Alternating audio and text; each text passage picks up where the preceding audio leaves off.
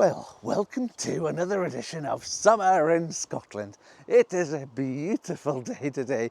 We've got winds of around about gusting up to about 30 miles an hour. Lovely.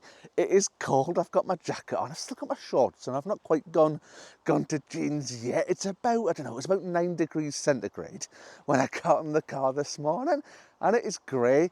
And the rain has started. What a beautiful day. Let's just have a spin around there. I always like to show you the trees back there so you can see the wind blowing, and it just about sums things up at the moment, doesn't it? It's just a bit rubbish, and we might have to retreat to the polytunnel because you're going to start getting splashes of rain on the camera lens. But let me just take that off there before we get blown away or rained on. But you know, thankfully, let me just spin you around again. Sorry for spinning you around. Everything's looking okay in here. Look, we've got, do you see them? Little ripe tomatoes back there and things like that, stuff to pick in here. Anyway, bit of a theme today. We're going to be doing some more harvesting. There's things ready. It might be rubbish out there. It might be a bit dull, might be a bit depressing, all that sort of stuff. But there's a few things I want to pick. One is carrots. Now, if you watch the channel for a while, you will know that I like my carrots. I faff about with the ground, with the soil and whatnot to try and get nice, long, perfectly straight, delicious looking carrots. We've got two different ones to harvest. We've got Touchon, which were recommended from Jesse at plot 37, and we've got our favourites, which are Sweet Candle. I couldn't remember them there, the favourite ones, and I couldn't remember them. Sweet Candle, the ones we do every year, and they are blooming marvellous. But anyway, enough of me waffling on. I'm going to wait for the rain to stop. We'll go out there, we'll get some carrots. I'm going to get a few onions today as well. And if there's anything else sort of knocking about, there's bound to be, honestly, endless. Cucumbers and courgettes appear to be endless at the moment as well. But we'll get main thing to show you today, carrots and some of the other onions that we've got on the go. Anyway, let's get set up there, back with you in just a jiffy. So this is the bed that we've got the Touchon carrots in, and I'm just taking the clips off. It's not as refined as the other bed over there with the Sweet Candles in, where we've got the lid on the bed. We've still got the enviromesh on the top to try and protect from the carrot root fly. But speaking of which, it was a few weeks ago now, I saw some little red bugs in and around here, and I've never seen carrot fly before, and I thought, oh no, and I shared the picture on the Potty Mouth group, and we're a bit unsure as to what it was. But after a little bit of digging, a little bit of research, and me taking some better pictures than the dodgy ones I took, it found out it was just some little beetle thing that must have just been passing through. I did take a sample carrot from here a little while ago, just to make sure there was no signs of damage from the root fly, and thankfully, I'm pleased to say there wasn't, and you can see. And a slight interruption to filming there because the camera just got blown over in the wind. Great start of the day, but yeah, earlier in the year, I can't remember, carrot root fly, all fine, lots of green, carrots looking okay. Took one out, a little bit of a sample. I didn't want to risk having the root fly in there, but they're looking all right. They're not too bad. The ones that I pulled were good. Like I say, this variety here, this is the Touchon. The only problem we've had is that earlier in the year, when I put them out, they got absolutely trounced by the slugs. The little carrots got absolutely hammered. There's loads and loads and loads of green. You can see the green tops in here. I don't think there's actually that many carrots in here. I think this maybe is about 10. If we're lucky, there'll be 10. But I'm not going to take all that many. I'm just going to take a few. I'll take a few of these to try them out, and we'll give it a bit of a shake. Like I say, first time trying Touchon, and we've got that one there, but it looks good from that side. But we turn it around and it is split all the way down there, and I can see there's 2 slugs in there making short work of that carrot. So that's not the best start, but we'll come round, we'll show you all these a little bit closer at the end. Let's just try and take another dip sample and pull one out and see how it looks. Oh, so let's have a look at this one, see if it's looking any better as the green top's getting tangled up. That's better now, isn't it? Look at that. It's got a funny bend to it, and it's a bit discoloured on the top where it's been poking up above the ground. But you know what? I'll take that. That's what I mean. A nice, big sort of, I know it's a straight carrot, and this one's got a weird bend in it, but it's not all forked off. There's not loads of weird bits growing off the side of it and whatnot. And I tell you what we'll do. We'll take another one. Let's take this one that's poking out the top as well. And again, you know, it's just a little bit darker at the top there where it's come out, but it's looking beautiful. So as long as the taste's good, and I gave the one that I pulled, I gave to my mum. I haven't tried it myself yet. So the one that I pulled, should we do another one? Let's do another one. Let's do one more. Let me see if there's any that are sort of squashed in, and I just need to give the others a little bit of space. Now there's two here right next to each other. Let's see if I can pull one of them out. And again, not looking too bad. It's not massively long, but it's pretty fat, so it's looking pretty good. So far, out of 4, we've got one that's split and it's got the slugs in it, and we've got 3 that are looking really, really good. So tell you what we'll do. Let's get these covered up, and there's a thistle in there and another thistle, so we'll get rid of them while we're passing. We'll get these covered up and we'll head over to the main event, the sweet candles over there.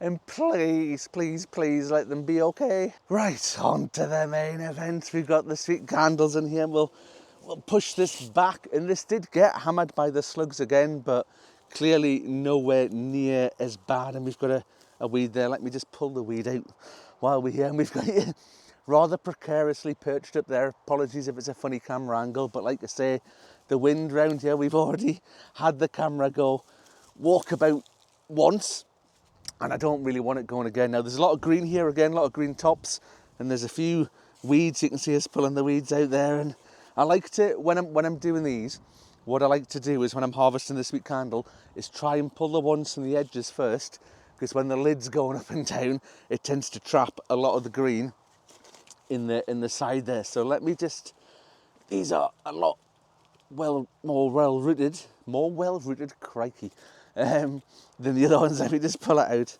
Look at that beauty. What an absolute beauty that is. Chuffed to bits with that. And obviously the thing is, when you grow carrots, you don't know, you don't know what they're like until you pull them up. They could be absolutely ruined, like the one over there that had the slugs in it, and you just don't know. But when you pull it up, honestly, that sense of satisfaction of growing a nice, big, long, straight carrot is something else. And it's, you see, it's one of my favourite things to grow. And I'm just pulling the weeds while I'm at it, and I'm looking for the ones that are sort of showing themselves above the ground, because there's some that aren't, that are sort of deeper set. And let me just pull this one out. There we go, another beauty. And again, we'll get sort of 4 maybe sort of random ones. And again, I'm trying to get the ones from the edges, because I don't want to just sort of pull, you know, one and then say, you look at the most amazing carrot I've managed to grow. And we'll have a little bit of a chat. Let me see, can I get any from the back? You see, I'm struggling to find ones that are maybe a touch too early for some of them, and I'm going to dig into the green just to see if I can see any more where the tops are just starting to show, because I don't want to pull them too early. There's one there. Backyard's not, no, that's not ready to go. We'll leave that one for another day. Should we risk it? Should we try?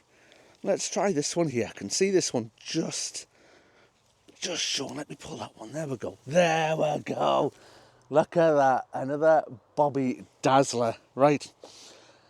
Carrots looking pretty good. I'm going to try and tuck these back under that lid, because we don't want any of the green sort of coming out. Because even now, what brings the carrot fly is the smell.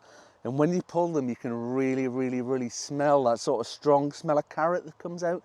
So I'm going to get these covered back up. We'll head over there and we've got some absolutely cracking looking onions to pull. So this bed here, this has got the red barren onions in, and these were all done from seed way back in January-ish sometime, I think. The bed over here, if you saw me pulling the Senshu onions, that was the Senshus in the bed next to them. Pretty good differences. They were grown from set, they were out all the way over the winter. These were done direct from seed, a little bit later, sort of January time. Let me just pull the harvest basket over here. You ever go, remember the good old harvest basket? I'm hoping that's gonna look like a Bobby Dazzler when it's full of these onions, but they're looking brilliant. Again, I'm really, really quite chuffed with them. Well, I'll be chuffed with them when I pulled them out. I pulled one out last week. Again, gave it to my mum as a little bit of testing. Speaking of my mum, it's her birthday today. Happy birthday, mum. We'll be along to see you with a beautiful harvest basket soon. So without further ado, and less of me waffling on, and the roots, let's pull them out and we'll see exactly what they look like. And I'd just like to check the end for any signs of any sort of white rot or anything like that, and it's actually looking pretty good. And that again, that's a beauty. What I'll show you all these. It's all well and good me sort of kneeling here and going, oh, look at this, isn't it good, from miles away from the camera. But we've got you hidden in next to the polytunnel there. Because of this wind, I don't want things going flying again. But I'll show you all these at the end. We'll show you how they look and you sort of see the size of them. But these are much, much bigger than those Senshu ones that we did over the winter there, which is okay. I'm still pretty pleased with the Shensu, but the main thing with these is, you know, that I said they were done from set. These were done from seed, and honestly, from one tiny little onion seed that was sown way back in January, and we've got these absolute beauties coming out. And all of them, I haven't done like loads of the Red Baron, because we generally use a lot of the sort of white onions as opposed to these red ones. And why do they call them red onions when clearly it's purple? I've never seen a really sort of red onion before, and I think it's this one here is probably about the smallest. And again, I always sort of compare them. I always say, like, you know, if you went to Tesco's or Sainsbury's or Aldi's or wherever, and you bought an onion, you'd be pretty chuffed if you got an onion that big in your bag full of onions. But they're looking really good, and like I say, the consistency of the Red Barons looks absolutely spot on as well. I'll get the rest of these pulled. We'll head inside the polytunnel where it isn't blowing a gale, it isn't cold, and it isn't going to rain on me, and we'll have a look at just how things are looking. Well, that was somewhat successful, I think you'd agree, and I'll show you that I've got that, honestly, the basket down here. It weighs a ton with all this stuff in it, because I've been picking a few other bits and pieces. We've got cucumbers, we've got courgettes, we've got tomatoes, we've got some peppers, honestly. And just for a change, it's not only sun gold we've got. And I know I said, was it the last video, you know, just losing a bit of motivation, feeling a bit, but you come out this morning, it's raining, it's 9 degrees centigrade, it's a bit rubbish. But you know what? Things like this make it all worthwhile. Let me just show you this, and I've had to put them in a separate tub because the harvest basket isn't big enough. This is our regular haul of courgettes. We've just got the one gold one there. But look, I mean, look at this. I mean, look at the size of that, and there's the others like that as well. I mean, it's absolutely, I don't know, it just makes me smile. Honestly, you hear people joking about courgettes like coming at this time of year, and there's millions of them, and it truly is. Let me show you this. Look at this. Look at this cucumber. Look at the size of that. That's probably, what, 16, 17, 18 inches long? It's an absolute beast. Now, I've already had one this big. This is Common F1. This skin is just, I think when it gets this big, the skin is just starting to get a little bit thick. The seeds are just starting to get a little bit big, but it's generally all right. You can scrape the seeds out, you know, in the middle, you can scrape the seeds out. So it's still, even though it's massive, but this is to give you some, you know, scale to it, this is a regular Common F1. This is, again, if you went to the supermarket and bought one of these, you'd be pretty chuffed. And I mean, look at the size of it. Let's just do another one, because we've got a mini munch as well alongside it. So there we go. The cucumbers are looking good and plentiful. Let me just show you another couple of things here. We've got our red King of the North. I'm hiding this bit back here. It's not 100% ripe, but we've had issues. You saw the ones the other week where there's little holes, little caterpillars or something. And sorry if the door's blown in the shot there. I'm trying to get a sort of janky setup here, just so we're out of the wind and hiding and whatnot. The ones with the holes in where the caterpillars had been in had a bit of a munch, so I'm picking that a little bit early. We've got a pink brandywine tomato, ripe and ready to go, and it looks beautiful. I had one of these the other week there, and I tasted it, and it was delicious. We've got a lot of sun gold. You've seen the sun gold all the time, but let me show you the main things we've come to have a look at here a little bit closer. Let me grab one of these and one of these. So this here, this is the Touchon, with its rather interesting kink or funny bend in it, but it is a great size. When it gets peeled, it'll be interesting to see what the top's like here, where it's sort of discoloured, where it's been poking up above the ground, whether that's usable or not. great size, absolutely brilliant. And again, our regular sweet candle carrots here looking good again. You're sort of really good, nice, clean, good carrot. Is it the biggest carrot in the world? This one's a bit bigger, this sweet candle one here. And I mean, they're just clean and nice and straight and good looking. And let me just show you a couple of the red onions here as well. Let me grab just a couple of these, and they're beauties as well. I mean, they are massive.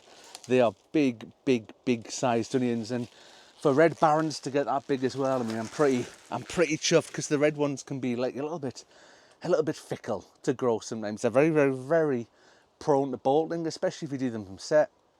Very prone to bolting, but doing them from seed is obviously worked out pretty well. So there we go. That's how things are looking at the moment. I'm off to do the weeding, I think. Weeding and watering here for another hour. Gonna head home, and I'm gonna say happy birthday to my mum. Anyway, that's me done for today. Thank you for watching, and I'll see you on the next one. Bye for now, folks.